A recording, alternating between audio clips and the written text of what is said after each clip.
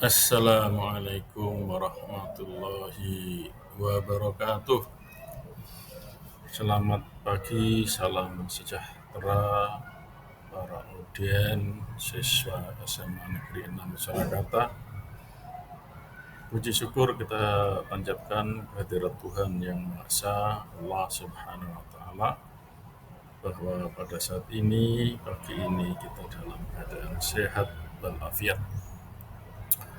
Bersyukur penting, hadirin para siswa, karena dengan bersyukur kita mengakui bahwa kita makhluknya, dan di samping itu bersyukur akan menurunkan atau memancing nikmat-nikmat lain dari Sang Maha Pengasih. Baik, anak-anak, pada hari ini saya akan menyampaikan sebuah materi sosialisasi terkait dengan kurikulum Merdeka.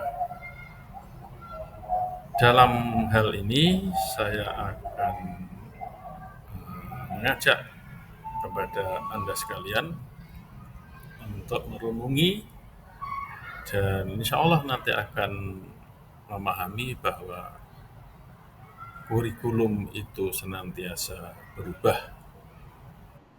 Itu judul yang saya sampaikan adalah perubahan kurikulum sebuah keniscayaan. Baik, kita mulai paparan untuk hari ini. Yang pertama perlu Anda ketahui bahwa tujuan dari sosialisasi kali ini adalah bahwa agar kalian nanti dapat memahami atau memahami kembali apa itu arti dan pengertian kurikulum. Setelah itu Anda dapat memahami mengapa sebuah kurikulum itu berubah. Dalam hal ini kurikulum menyesuaikan dengan zamannya dan penyebab perubahannya. Kemudian yang terakhir, mari kita nanti memahami efek dari adanya perubahan kurikulum. Baik, untuk yang pertama kita bahas pengertian kurikulum.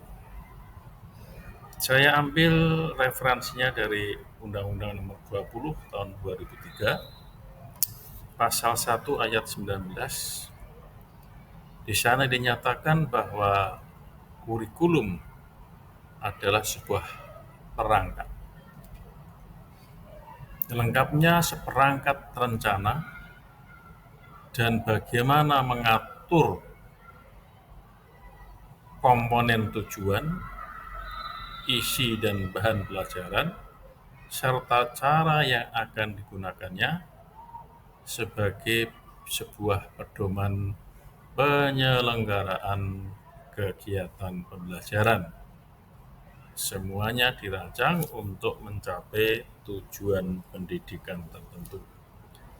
Jadi saya ulang, sebagaimana Undang-Undang Nomor 20 tahun 2003 Pasal 1 ayat 19, kurikulum adalah seperangkat rencana dan pengaturan mengenai tujuan, isi, bahan, serta cara yang digunakan sebagai sebuah pedoman penyelenggaraan kegiatan pembelajaran agar sampai pada tujuan tertentu. Itulah kurikulum. Kemudian yang berikutnya, kapan kurikulum berlaku dalam masa tertentu? Menurut para ahli dan menurut hasil penelitian, bahwa secara ideal kurikulum diberlakukan minimal 10 tahun. Mengapa demikian? Dengan diberlakukannya 10 tahun, maka paling tidak akan bisa dilihat hasilnya. Hasil atau efek atau dampak dari pemberlakuan kurikulum tersebut. Kalau terlalu pendek dalam 2, 3, 5 tahun diberlakukan kurikulum baru, maka tentu kurikulum lama tidak atau belum bisa dirasakan hasilnya. Itulah mengapa idealnya sebuah kurikulum itu berlaku minimal 10 tahun. Artinya boleh berubah setelah sebuah kurikulum yang diakui baik pada saatnya itu diberlakukan. Jadi 10 tahun diberlakukan, jika dirasa ada yang perlu diubah, maka boleh dilakukan perubahan. Sekali lagi, setelah 10 tahun berlaku kurikulum yang lama. Jadi, dengan demikian, perubahan kurikulum adalah sebuah kebutuhan. Mengapa? Karena dalam jangka waktu 10 tahun pasti sudah terjadi perubahan-perubahan dalam kehidupan bermasyarakat. Apapun aspek kehidupannya, bisa ekonomi, bisa budaya, bisa sosial, dan sebagainya. Apalagi dalam zaman yang serba canggih, maka perubahan itu menjadi sesuatu yang niscaya dan pasti sangat cepat. Untuk itu, perlu adanya penyesuaian-penyesuaian, adaptasi, revitalisasi terhadap kurikulum yang berlaku. Perubahan itu bisa berupa pengurangan bagian yang dianggap sudah tidak relevan, menambah dengan sesuatu yang lebih relevan, dan tentu disesuaikan dengan arah atau visi misi sebuah pendidikan. Jika tidak sesuai dengan visi misi atau tujuan pendidikan, maka kurikulum seyogianya diadakan perubahan. Anak-anakku yang berbahagia, hadirin yang insya Allah juga sejahtera. Lantas mengapa sebuah kurikulum itu berubah? Dari berbagai sumber bisa saya ringkaskan bahwa penyebab sebuah kurikulum berubah paling tidak ada 3. Silahkan nanti kalian hadirin untuk bisa mengira-ira kira-kira apa saja yang bisa menjadi penyebab sebuah kurikulum itu berubah.